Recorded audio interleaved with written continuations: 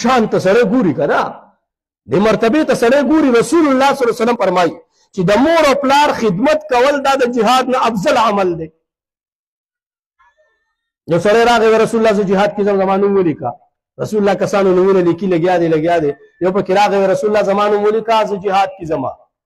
رسول الله ته فرمایي اسلام او پلار ژوند شتا و او وته اجازه کوي نه و زبس ستا جهاد کړي مور او پلار خدمت کوا که اجازه ته وکړو خراشه کله ته ونه کړو هغه خدمت کوي ستاره لپاره د جهاد دی ستاره لپاره هم دغه جهاد دی جهاد خو وړه خبره نه ده په جهاد کې ویله تو یول دي په جهاد کې قرباني ورکول دي په جهاد کې اندامونه کندم کېدل دي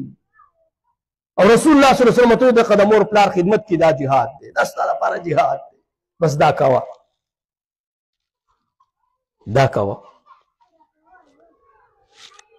نو د دې وجې نه مسلمانانو ورونو د مور او پلار ډېر زیات خیال ساتئ چې کوم ژوندي دي که نه د کمو نو بس د هغې خدمت کې ولګئ تاسو ته ما وویې که نه چې د الله رضا غواړئ جنت غواړئ په دې دنیا کې یو مقام غواړئ په آخرت کې یو مقام غواړئ یو مرتبه غواړئ یو لوی شان غواړئ